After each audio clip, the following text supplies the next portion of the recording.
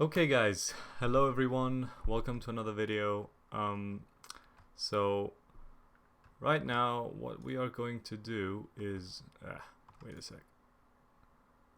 Okay, so what we're gonna do is I made this little chart which is going to talk about the order in which you max your towers. I'm gonna explain it, and the chart will be available in the description for you guys to, watch it on every time you need it. You can bookmark it, whatever. So, uh, you have the energy region and the max energy tower. You should max those first. They make for a lot more energy, especially if you're free to play. You definitely should work on getting those first. They're very cheap, very easy to get. I would probably do the energy region first and then the max energy. The max energy isn't that needed if you are not free to play. If you pay a lot of money, but still they're nice to have. It's extra energy. You have, even if you're pay to play, not even pay to win, if you're pay to play, you still want to be more efficient. From there on we go to speed totem. Speed is king, like there's no denying that. You want your speed to be the best it can get, but it's got to be on level 9 right here, you can see, because level 10 is 2000 glory points, which can be kind of hard to get early on when you're in fighter, and it's not really worth it. It's mostly one speed across most of your units. Very few units get a bit more from the 9 to 10 upgrade. It's only 1% team across your units. It's very little. You should not prioritize it.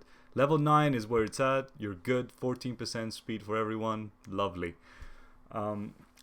Explaining the chart a little bit, those green bubbles refer to the arrows that happen. So as you go from the energy region to the speed one, the rationale for why you go to speed is there. Speed is king. There's no need to explain that much more. And here, for example, you got the other green ones which say what to do, where to do it. So from speed totem, you got it to level 9, so now you buy every single tower, the main stat ones. You don't have to buy the elemental ones, but you can. But definitely buy those 4: CD, defense, HP, attack. Buy them all. Level 1, have them there. It's a small boost, but it's very cheap to get. Now, as you see here, CD tower is... Oh, you can't see it. Sec. Let me hide myself. There we go. So as you can see here, CD tower is the cheapest. It's most value for it's like, to max it, it's like 9 to 10 is only 1200 GP or so. It's very cheap. You definitely should do it first, because as you can see, after you buy them all, you go to after you buy each one, then you have to max them. Obviously, you don't do anything else. So I would max the CD first, and then go to the HP or the defense one. That now depends on you. What do you want to do? You can raise them in parallel. That's what I did. I did like both level 4, level 5 HP, level 5 defense, level 5, level 6, level 7, etc, etc. That's what I did with those two. If you have a copper, for example, it stands to reason that you want to get the defense one up first and then work on the HP one. But definitely get those two defensive ones. That will help you in TOA, Kairos, everywhere. They're very, very, very good. And it's better to get defensive stats and go for the offensive stats through runes, because it helps your nukers a lot. Like those 2 towers, 3 if you count the crit damage one, help your nukers immensely. And then you go for the attack one as the last. That's my recommendation. You can obviously go HP, defense, and attack, raise them all at the same time. More priority is attack. Just do get the crit damage one first, for sure. At any point in the game, it's so value for money, for GP, that it's crazy good. So after you've maxed those, now we go to the speed totem again. We revisited.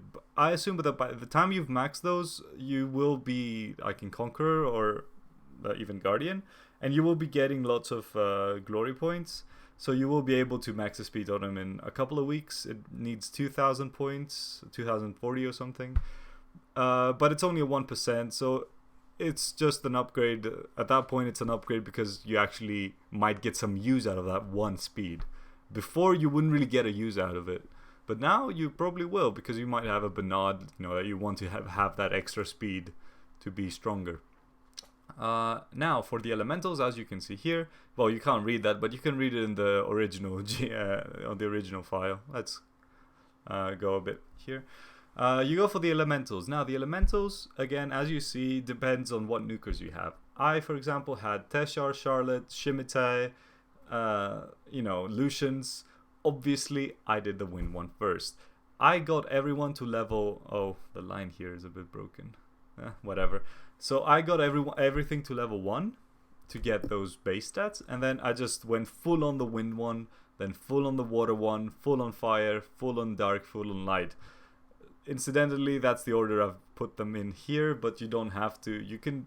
It all depends on your nukers. If you have Zeratu, just do the dark one first, probably. If you use him, it also depends on what you use where. Like, if you use Zeratu only for PvP and then you have a Lucian that you use in PvP, Giants, TOA, and I don't know, Necro, then you would go for the win one, not for your trophy monster, your Zeratu, okay?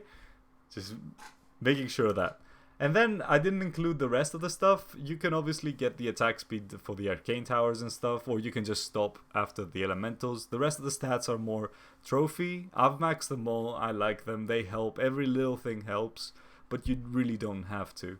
But after you're done with the elementals, yeah, congratulations, you're done with one of the biggest boosts in this you can get in this game. That was it. It was a really short video to explain this flowchart. I hope it helps. And the flowchart is in the description. It's an Imgur file. You can download it. You can play with it. You can do whatever you want with it. Thank you for watching. Bye, guys.